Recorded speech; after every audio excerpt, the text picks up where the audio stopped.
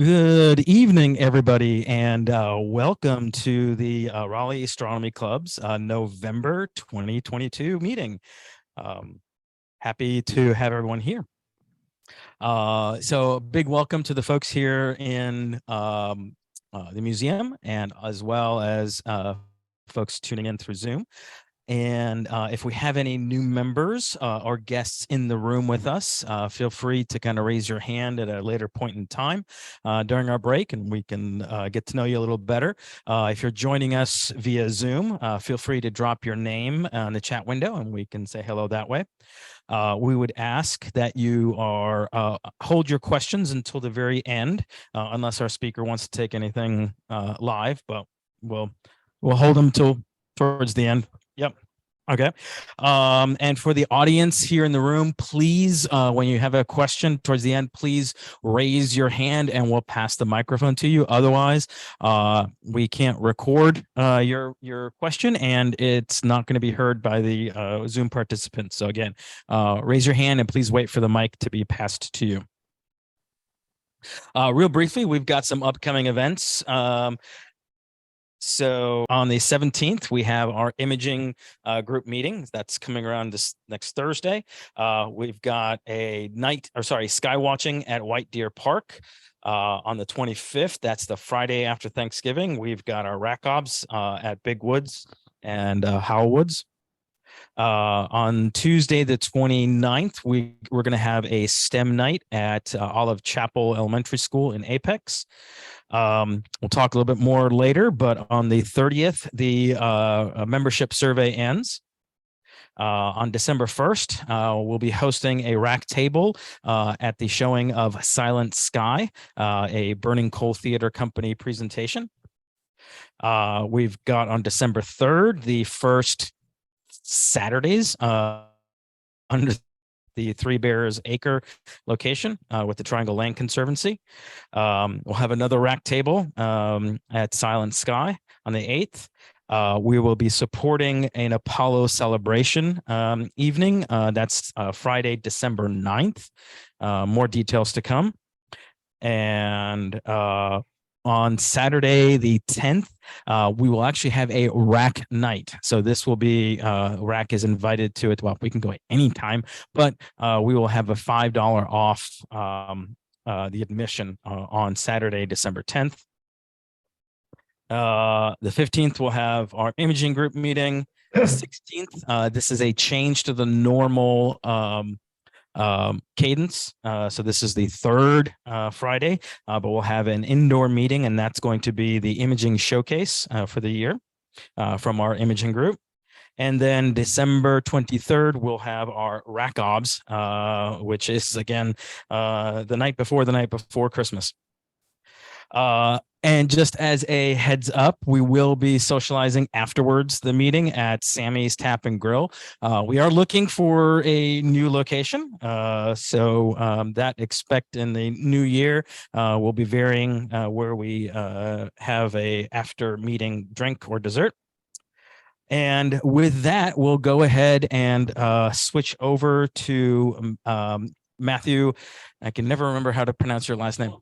Funke. All right, Funke.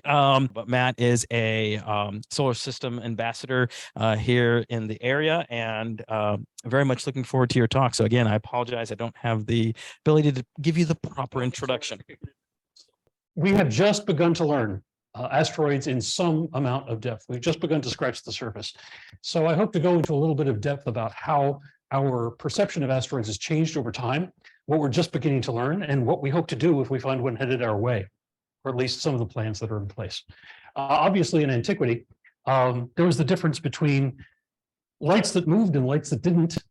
You've probably heard that before, that once we started to learn our way around the night sky, it was obvious that some of the lights didn't obey the rules. They moved against the background. Even after we came up with names for the stars that stayed fixed, planets wandered around and kind of had a mind of their own. Let's see. They were, I just lost my place. Even though we could somewhat predict the movement of these planets among the stars, it was kind of a mystery as to why they moved the way they did. We couldn't tell that there was a fundamental difference between these things that were moving in the sky and the things that weren't. That all changed, of course. I'm sorry. I'm sorry. Oh, okay, okay. The geocentric model carried us for thousands of years. It seems pretty obvious when you're standing outside that the Earth.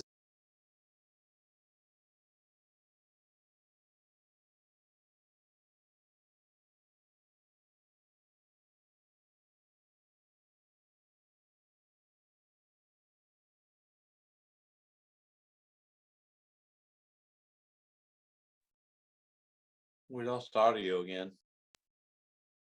I'm sorry? No? Okay.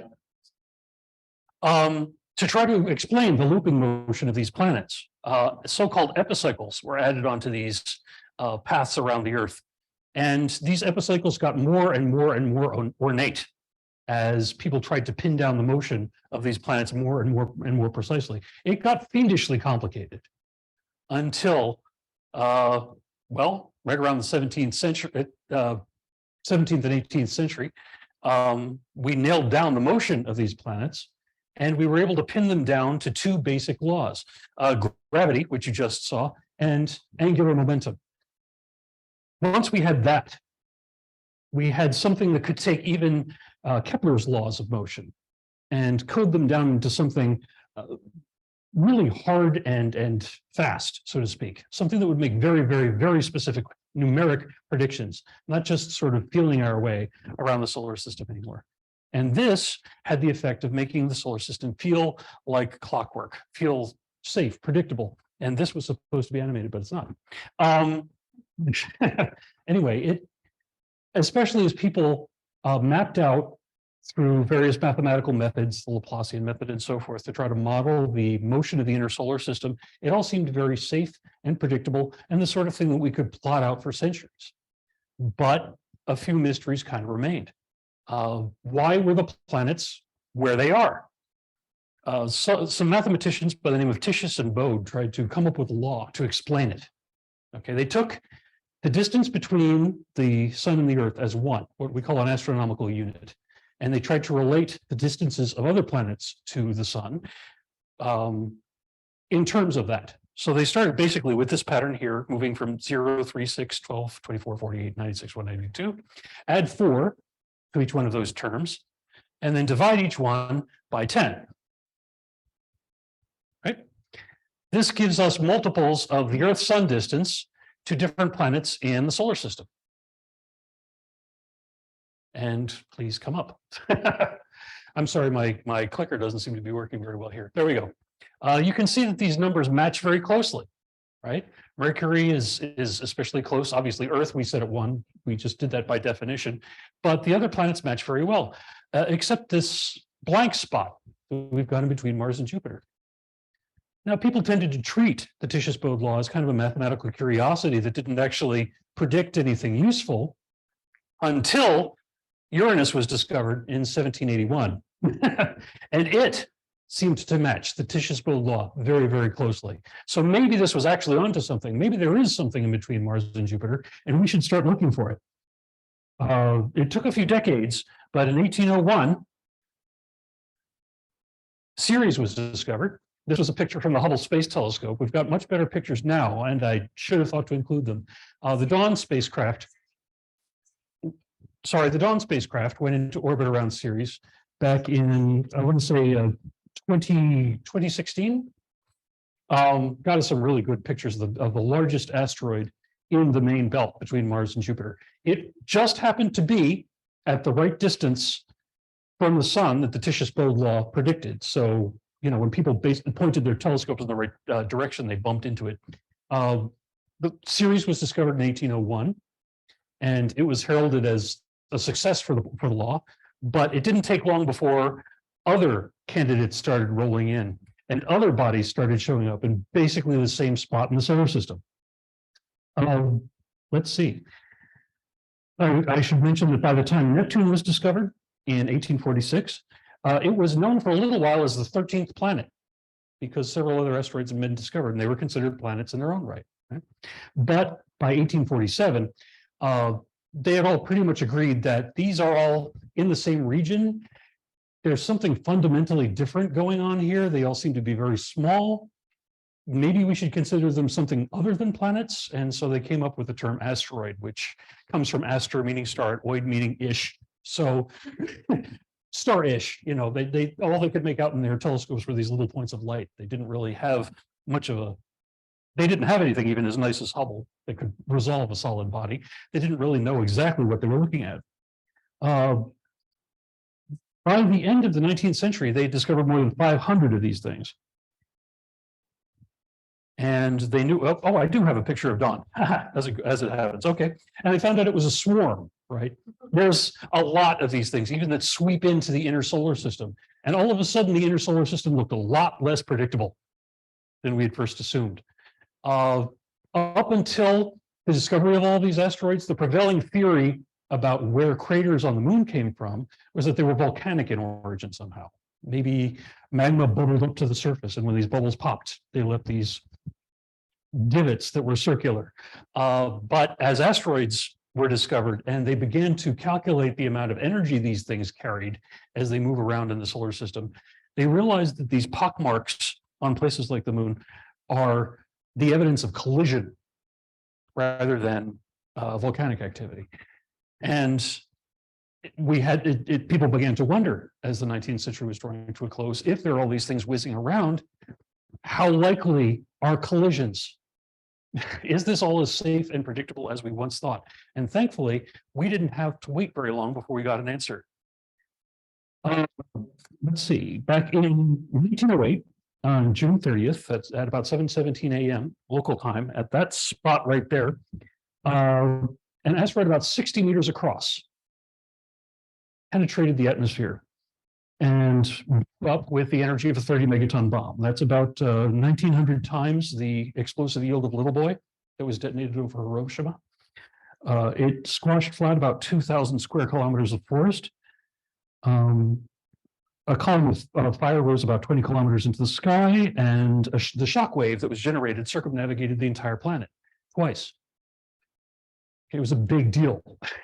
They weren't able to send an exploratory team out to figure out what happened for several years after the event. And thankfully, it's in Siberia, right, where almost no one is. So there were no fatalities recorded.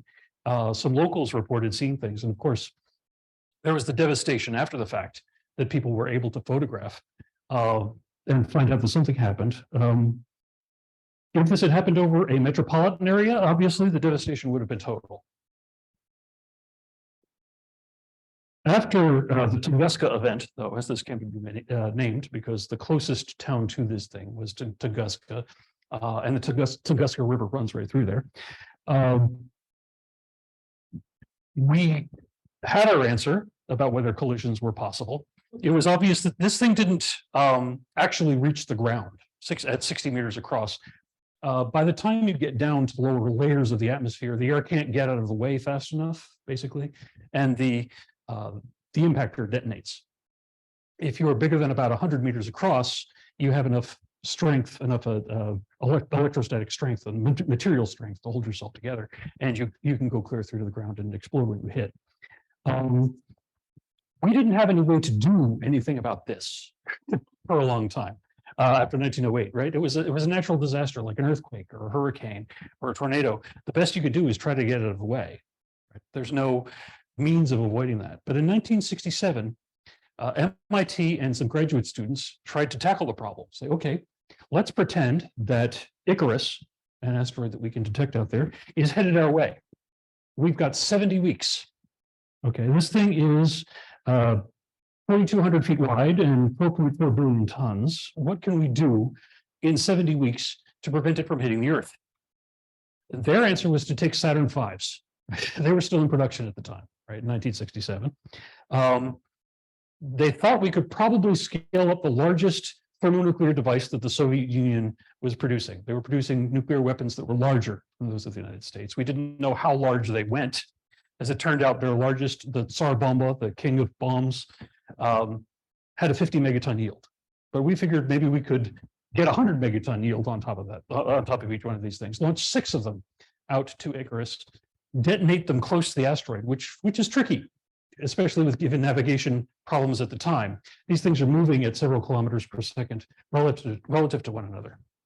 So detonating while you're close is tricky. And nuclear weapons, unlike a lot of contact explosives, don't just go off when you ran them into something. Your timing has to actually be good.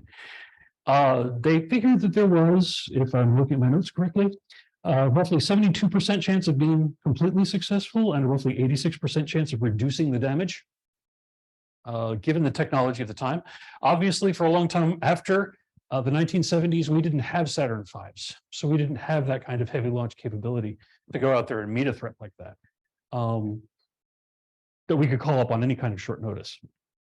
But at the time, that was, again, the answer they came up with, and that was what captured, I think, the imagination of people who asked about asteroid impacts for a long time. Nuclear weapons are kind of sexy in a way. They're we're looking for a good use to put them to, because they're horribly destructive things. And if you wanted to generate a lot of energy in a short amount of time, they're just about the best our hot little hands have come up with. So for when it came to movies like Meteor, starring Sean Connery a long time ago, and then later Deep Impact and Armageddon, the answer was nuclear weapons. That's how we're going to take care of the thing. Recent events have brought the problem back into focus, though. Back in 2013, you may remember, back in February, a meteor descended over Chelyabinsk, Russia. Right? That thing was estimated to be, if I could look up my my notes here, well, it had half a megaton of energy behind it, which is about 25 times the yield of the bomb that we dropped on Hiroshima. It exploded in the air about 40 kilometers south of Chelyabinsk at an altitude of about 23 kilometers. And I'm looking for a size of the thing, but oh, here we go. It's estimated that it was about 17 to 20 meters across, which isn't that large, really. 17 to 20 meters is about the width of this entire room and into the next area, maybe. It's not very big at all, as these rocks go. Most of the injuries that were reported as a result of the Chelyabinsk meteor came from human nature. Basically, as this thing descended, it created a huge light show. It descended just after dawn, so it was very eye-catching. And when something like that happens, people go to windows to see what's going on. Right? They go to the, and of course, when the shock wave hits, it blows the windows in, and that creates all sorts of injuries. As it happens, let's see, we had 1,500 reported injuries, and 112 were hospitalized, with 2 in serious condition. 180 people complained of eye pain, and 70 people reported blindness as a result of the event.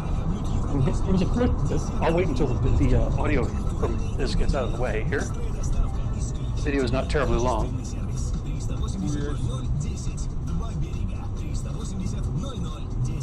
Dash cams are common in Russia because accident fraud is common in Russia. So thankfully, we had a lot of points of view to witness this asteroid descent from, and so we could triangulate its position and so on very easily. It turns out that it exploded over a frozen lake, and so we were able to recover a lot of meteorite fragments from that particular meteorite. Let's see. It turns out that there was a 4th grade teacher who saved 44 children from harm by realizing that something weird was happening, even though she didn't know exactly what. And she decided to go for the old standby, duck and cover. Get under the desks, kids, right? No. She was near the window and she got hurt, but the kids got out without a scratch. Let's see, the costs, as far as this thing was concerned, there were some 7,000 buildings that were damaged, and the estimated costs of repair ran around $33 million. We were lucky that the meteorite over Chelyabinsk came in at a very shallow angle. It came in at about 16 degrees relative to the plane of the ground. So it came in very shallow. If it came in twice that, at 32 degrees, it could easily have done an order of magnitude more damage than it did, because it would have penetrated further into the atmosphere before detonating. So let's see. I mentioned nuclear weapons. I think let's get an idea, if we can, about what kind of damage versus what kind of size we're talking about. When we calculate the amount of damage that an asteroid does, it's important to realize that the amount of damage scales up linearly with mass. So if you have an asteroid that's twice as massive, it's going to cause twice the amount of damage. And it goes up with the square of velocity.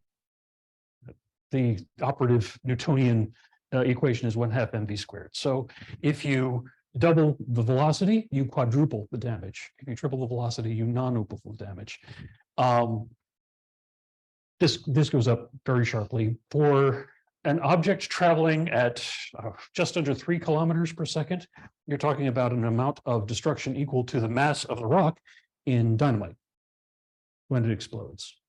Because of Earth's gravity well and escape velocity, the minimum speed at which something can hit us from deep space is a little over 11 kilometers per second. So more than 3 times that fast. Closing up on 4 times that fast. But yeah, you get the point. Typically, if we're talking about typical collision speeds of something coming at us from the orbit of Mars or Jupiter, we're talking about 17 kilometers per second or so. Okay, just to give you some idea of what that means. Let's see. Let's get some sizes of asteroid, but I want something about 4 meters across. Okay. And I put in a 57 Chevy there just to give you an idea about how big 4 meters is. It releases about 3/4 of a kiloton of TNT in energy, which honestly is equal to the yield of the father of all bombs. You may have heard about the Moab bomb during Desert Storm 2. Things we were dropping in as a block bunker buster to try to clear out areas where people were hiding underground. That was the Moab. The Foab, the father of all bombs, has about quadruple the explosive yield of the Moab. And that's what we're talking about with this thing, something only 13 feet across. Moving on, trying to move up in scale. Let's see if we get to 7 meters across, about the size of a school bus here. We're talking about the explosive yield here of Little Boy, the bomb that we talked about, dropped on Hiroshima. Moving up in scale again. Let's see, when we get to 15 meters, that's W-76. That's the most common type of warhead that the United States has in its nuclear arsenal right now. And do I have something to compare 15 meters to? Yes, that's about the length of the width, I'm sorry, of a basketball court. So it really doesn't take much, because mass goes up with the cube of radius, it doesn't take much size to have a lot of explosive yield for these things. We'll go up again to 70 meters, which is about the height of the Statue of Liberty. What are my notes here for 70 meters? That is Castle Bravo. That's the first H-bomb. And the average frequency we have is one of those every 2,000 years. It's important to note, by the way, that as I'm going through these things, and you realize you may be calculating in your head, oh, these things only hit every 400 years, something the size of the Tunguska meteorite. If that hit 100 years ago, and they hit once every 400 years, we've got 300 years of safety. It doesn't calculate that way. When we say every 400 years, we're talking about an average. You could have one a day after the other. It's just, we're trying to get an average frequency here. Moving up again in size, we get to, I did 70 meters. Didn't I do 70 meters? Yeah. I must have hit the back arrow or something, my mistake. I'm sorry about that. 400 meters across. Let's see, that is the explosive yield of Earth's entire thermonuclear arsenal, about 5 gigatons of TNT. That's about 30,000 warheads as I speak. When fragment G, which was the largest chunk of a comet named Shoemaker-Levy 9 that slammed into Jupiter, hit, it was the largest chunk, released the largest amount of energy, and left scars in the atmosphere of Jupiter that we could see for months. It hit in 1994, it released about 6 million megatons of energy. Okay, and that's the order of magnitude that we're talking about here. The Dino Killer was about 6 kilometers across. So a good order of magnitude bigger than this, and it released about 100 million megatons of energy. We can expect those to hit every 100 million years or so. And again, just because that one hit 65 million years ago doesn't mean that we have 35 million years of safety. That's just an average. Because those kind of things are difficult to wrap your head around, and most of the public prefers a number between 0 and 10 to try to give us an idea of how dangerous are the things that we're talking about. If you go to neo.jpl.nasa.gov, you will see them appeal to the Torino scale, which goes from 0 to 10 to describe the amount of danger any particular potentially hazardous asteroid poses. Right now, I'm not aware of any asteroid that goes higher than 0. Some of them have gotten as high as 4. I've never seen any get into threatening territory. But this gives you an idea basically by combining both the amount of explosive yield that we can expect over here and the amount of collision probability over here, what the expected amount of damage from the asteroid is. And it gives us a nice number that we can talk about. How worried you should be? You should be 4 worried, kind of a thing. That people can wrap their heads around, and it's easy for them to deal with. Okay, so now we've looked at the Torino scale. So what can we do? What are some of these strategies that we have for trying to divert these things? Well, we've talked about the nuclear option. Obviously, that has its risks. Anytime you try to put a nuclear device on top of something that can explode when it flies, you have a risk. You don't want to try to scatter these things in the upper atmosphere if you can avoid it. Thankfully, the technology is pretty straightforward as it goes. When you detonate it, you want it to set off the nuclear device as close to the surface of the asteroid as possible. And it's not the shock wave that shoves it out of the way. I just want to get that out of the way. We're in a vacuum here. There is no shock wave. The explosion is so intense that the heat released from it causes the asteroid to vaporize near the point of explosion. And the vaporized rock shoots off the rock and jets the rock in the opposite direction. So how much deflection are we talking about here?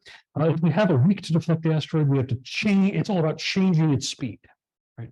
Changing the direction in which it goes. You may have remembered from school that velocity is measured with direction and magnitude. It's not just a number, but it's also a direction. If you can change that direction or change that number, you can get it to miss where it otherwise would have hit. And it's all about lead time. The more lead time you have, the less you have to worry about changing its speed in terms of raw numbers. So if you have a week, for example, you have to change its speed at about 24 miles an hour, about 10.5 meters per second. If you have a month, you only have to change it about 5 miles per hour.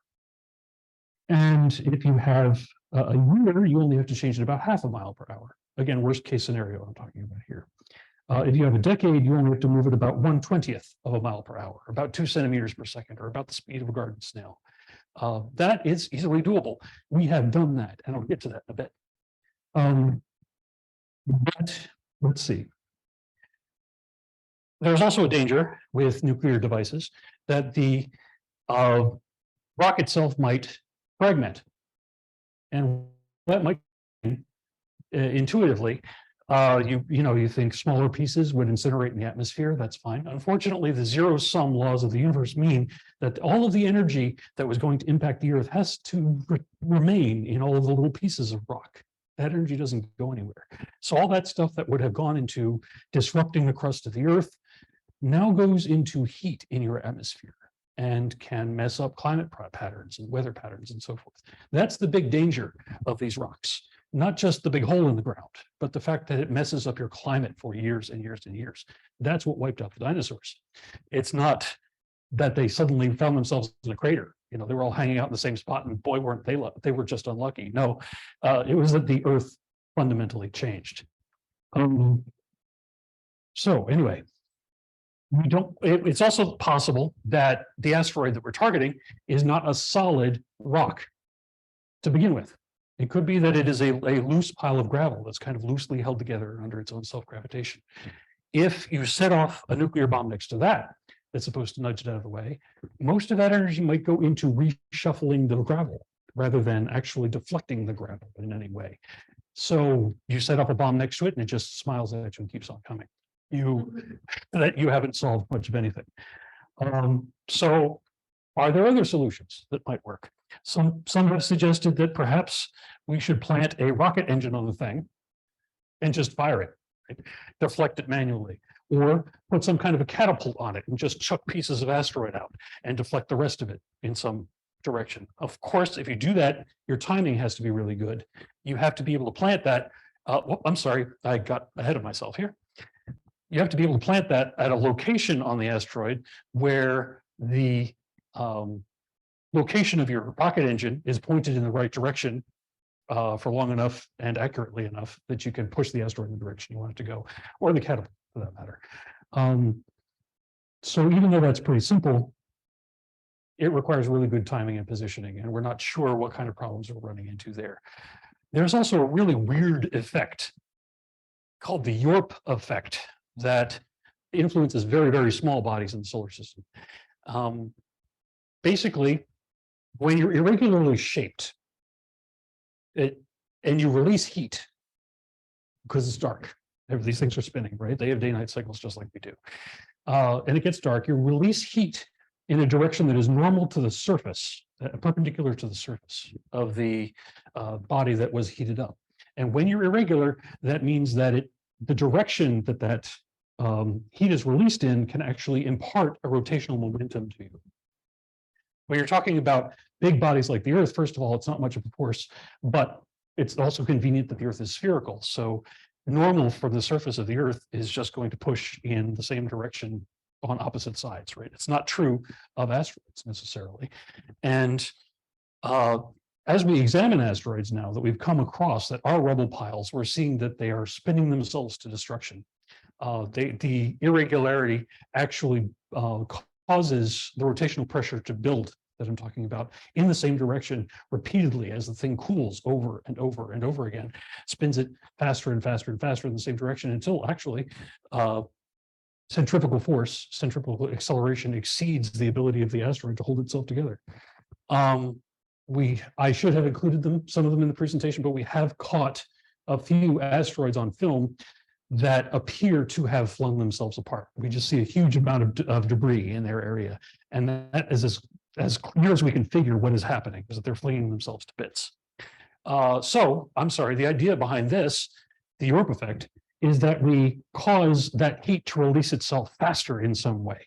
Maybe we put a reflective material on some part of the asteroid, so that light pressure from the sun causes it to deflect, or maybe we paint one part of it white, basically to use light pressure to push it out of the way somehow. This is something obviously that we need years and years and years of lead time to get to work. We also don't know exactly how to spread reflective materials on an irregular rock in space. We've never done that kind of thing before, or how to paint an irregular rock in space. We've never tried to do that before either. So there may be some devils in the details that we don't know about when it comes to this sort of thing. Finally, there's the dead simple idea of slamming something into it. And that we've done. Back in 2005, on July 4th, which is a really good day for fireworks, we had a mission called Deep Impact.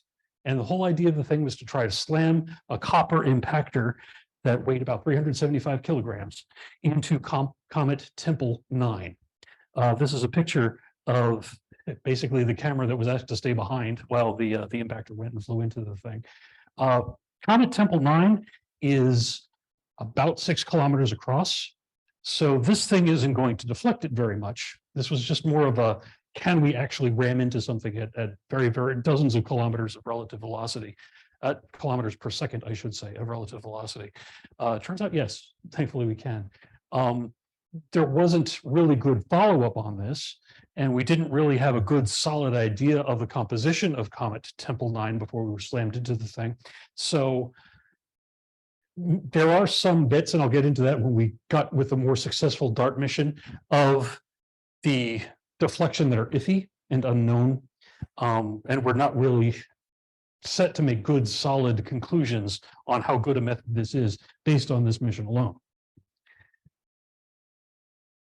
All right, moving on. There we go. This one is my personal favorite. The idea is that we fly a spacecraft out into the general area, and then we shoot a very high-powered laser at it and vaporize the rock. That vaporized rock obviously escapes the rock, and the rock jets off in the opposite direction. There are some drawbacks to this as well. It turns out that you need an awful lot of energy to vaporize rock, on the order of 2 megajoules per cubic meter of rock.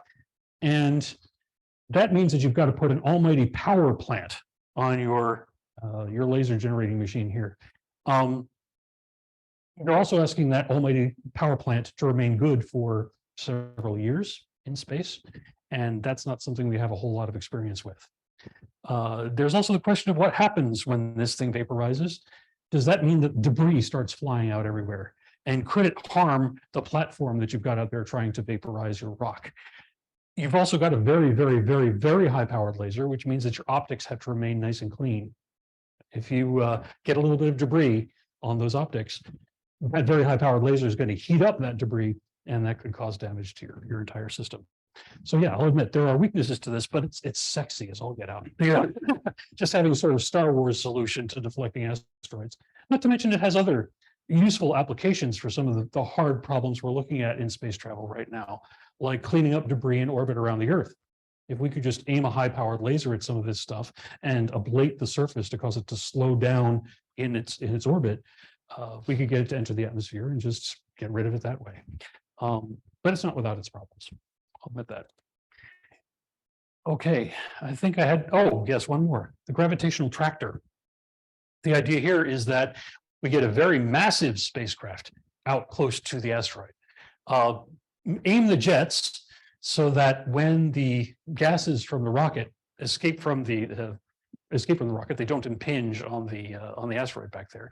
And you park it close to the asteroid so that the gravitational attraction between your ship and the asteroid gently nudges the thing out of the way. And again, this is something where you've got years and years and years of lead time to play with.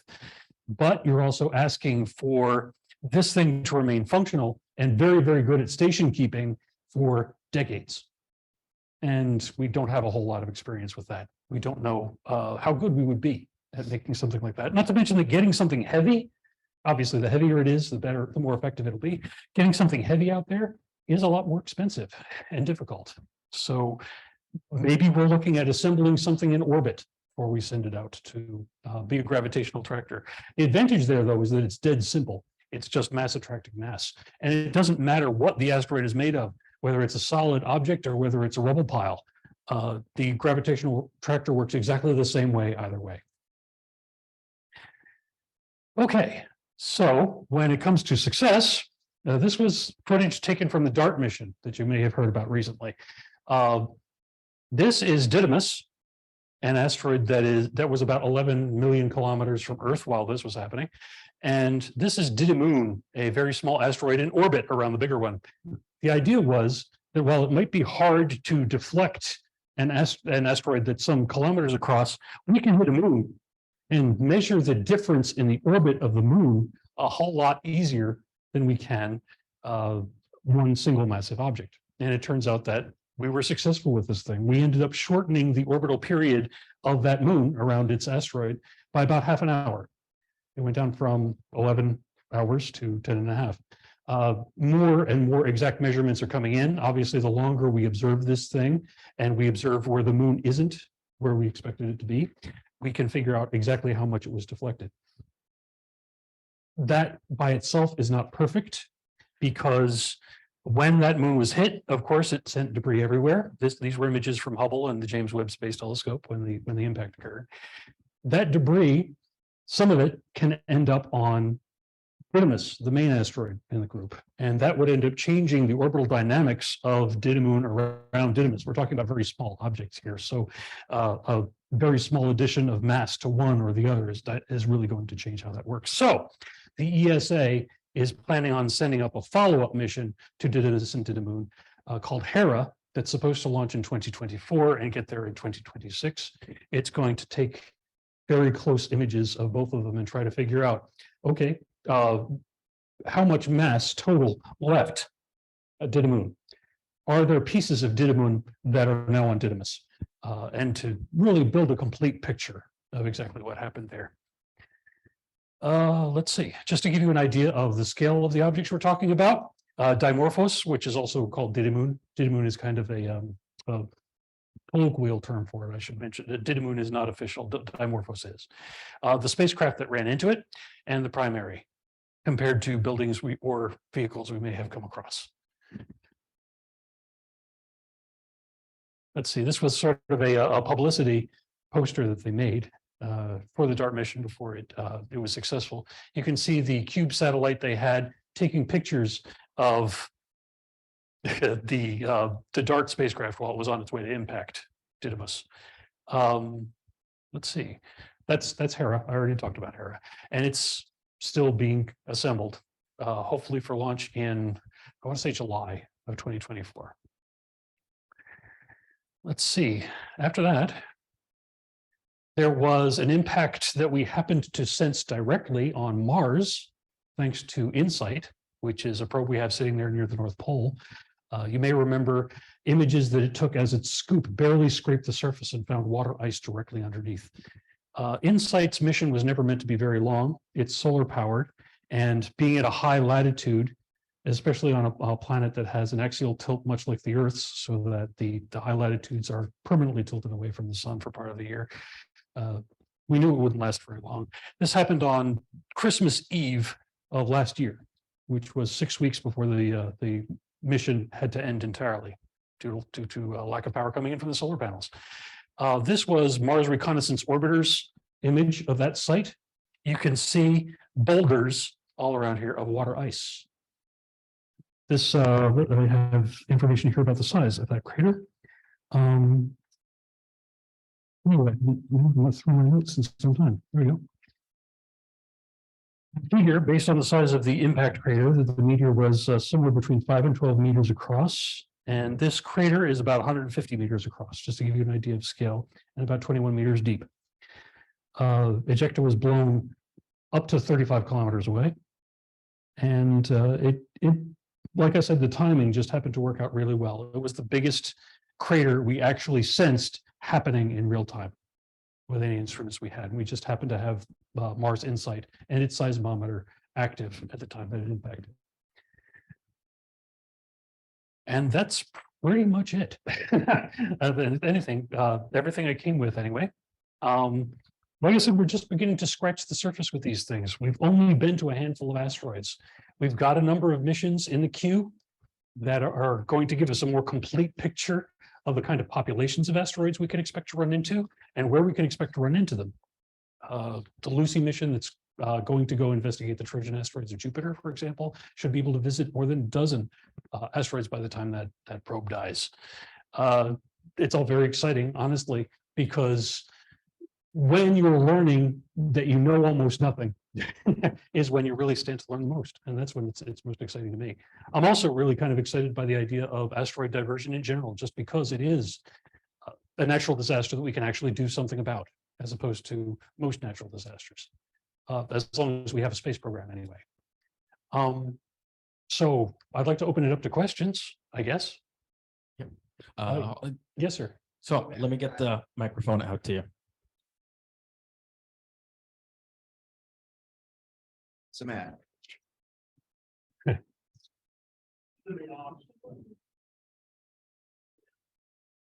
Matt, it's Doug. Yeah, Doug. Okay. So one of my questions is that there was one theory that I or at least one proposal that I heard was slightly different than the massive RAC probe that you talk about, but was something somewhat less massive, but it would orbit around the asteroid and somewhat steer it, based on its orbital velocity around the asteroid, steer it away. I kind of thought that was kind of the idea behind DART. It was going to change the orbit of its moon, and then by changing the orbit of its moon, you were basically kind of drove the asteroid somewhat either faster or slower. So it would be its orbit would be somewhat faster or slower. So I'm just kind of wondering, had you heard anything about that, or is that something that isn't being discussed anymore? Honestly, that's new to me. I wish I had more information about it. I'm just trying to think about how It seems like it would be very much like the gravitational tractor in some respect, right? Yeah. Because you're talking about changing the center of mass of the system and using that to steer the asteroid in whatever direction you want it to go. Right. But it's less massive, so you're not really having to put a big massive load up. It's just a matter of putting an orbiter around an asteroid when it's very, very far out, and then by modifying the spin around the asteroid, you can be somewhat either slow it down or speed it up. Sure. Well, there's an inherent stability, it sounds like, to that the gravitational tractor kind of lacks. Right. So if my intuition is correct on that, I like it for that reason. But again, I don't have much to go on because this is new information. Thanks, man. Great presentation, by the way. Well, thank you. Thank you. Okay. Any other questions in the room? If not, I'll ask you a question I had asked earlier. In fact, I've got two. Yes, sir. Is there any particular size impactor that would not be slowed by the Earth's atmosphere? So I know obviously there's heat and that sort of thing, but well, any impactor would be slowed to some degree, right? And of course, the more massive you are, the less difference it makes to you that there's this air in the way. So I don't have numbers to hand, unfortunately, just sort of rough. And it depends largely on composition too. A nickel iron meteor is going to have much more tensile strength than a stony meteor and will hold together longer. So for an equivalent diameter, the nickel iron meteor is going to penetrate further than the stony meteor. I just have rough numbers in front of me here, and I don't have anything that would give a hard and fast answer to that, unfortunately. And make sure the other question I had related to the concept of the keyhole. Right. And I was wondering, I've heard it, I've seen some things. Could you elaborate a little more on that concept? Sure. Well, as we try to figure out where an asteroid is, so that we can figure out whether it's going to hit us or not, there are uncertainties in that measurement, right? When we were looking at a particular potentially hazardous asteroid, and it was one of the ones that made it higher up on the Torino scale that I showed before than 0. In order to determine whether it was going to hit us in the future, we had to nail down where it is to a certain degree of precision. And we knew that we had a particular observational opportunity where we'd be able to nail down that precision. So if it turned out that the asteroid was in a particular location where it was expected that it might be, that special region where it would be trouble for us in the future was the keyhole. Okay. And it's a little bit, it's a great name, just a very evocative name. But if you were to actually try to picture it, it almost looks like a line. It's a very stretched out ellipsoid, extremely stretched out ellipsoid. And basically you wait until observation timing is good and your ability to nail down its position really low is good, and see if it's going to, if it's actually in that place where we predict that, okay, if everything continues as it's going to be, this will be a problem for us down the road. Thankfully, Apophis did not hit that keyhole. Yeah. But that's the kind of thing we're looking for as we observe these things going around. Fantastic. Any other, I don't see any other questions coming up through the Zoom, just a few comments. Yeah, I think Ken had mentioned, yes, there was some debate about the exact nature of Tunguska until Chelyabinsk, pronouncing it correct. Yeah, very true. I remember people blowing it up into all kinds of bizarre conspiracy ideas too, that maybe it was even aliens. Yeah. But yeah. Sorry? Okay. Let me hand you the mic. We got another question coming in from chat. But yeah, Chelyabinsk was great in terms of our understanding of these things, how meteors behave as they get really, really close and really, really big. Okay, so we've got a question in Zoom. Have you ever seen reports of large asteroids hidden in the sun's glare?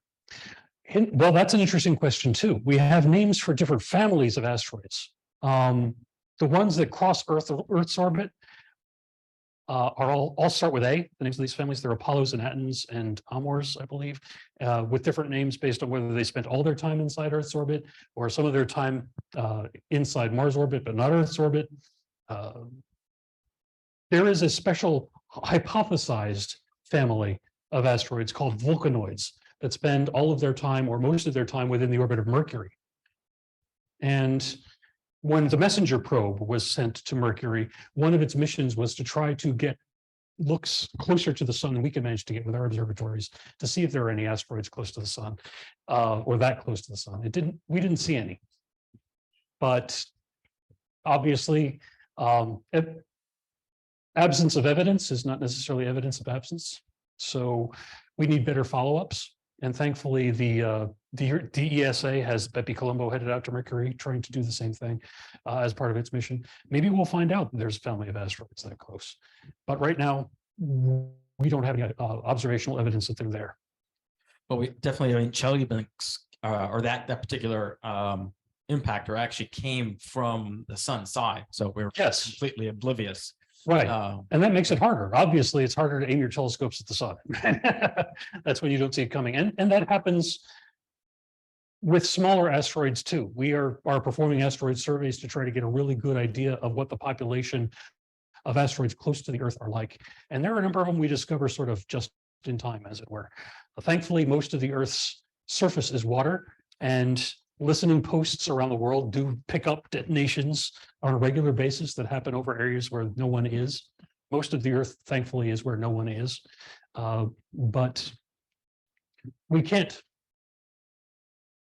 don't want to worry about this, but we can't bank on the idea that these odds are going to hold out forever, especially now that we can do something about it. Yeah, I think, and obviously, in Tunguska, I mean, it was, years before it was discovered, right? Or at least, Yeah, it was some years after the event that they were actually able to conduct a survey in here. So remote that, and then, yeah. 27 years, I think what Doug is saying. Wow. So yeah, and then of course you can have these events, and if it happens over water, you just wouldn't know. Right. So right, of course. And it's not as if it's necessarily safer if you happen to have an actual massive impact above the water, because water doesn't compress very well. Yeah. And if you send massive amounts of water places, obviously, unfortunately, yes, most of the Earth is where humans aren't, but we tend to like the coasts a whole lot. Yeah. In fact, I think so. I see Anne is asking a question. If an asteroid were to impact water, obviously, or even an air burst over water, as you mentioned, the result would be some sort of displacement, tsunami. Yes, exactly. That's exactly the kind of thing that we'd have to watch out for. Yeah. Computer simulations have been done to try to figure out, because you have to simulate down to very fine levels of detail, the amount of fluids that are moving around, air and water, over an impact. And so getting a really solid answer is dicey, but what we've got so far doesn't look good. I don't think, another question here in the room.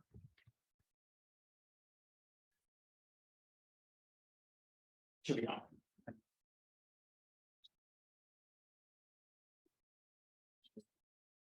Yeah, I've got a question on. Yes, sir. At one point they were tracking near Earth asteroids.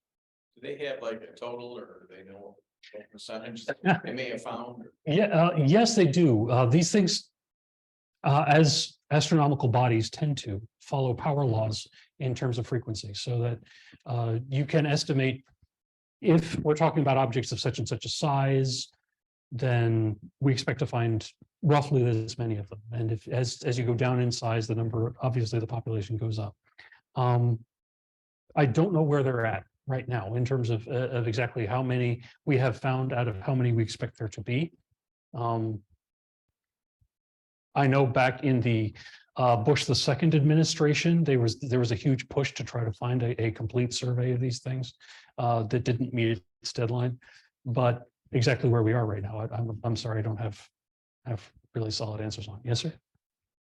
I think I may have a small answer to it. Okay.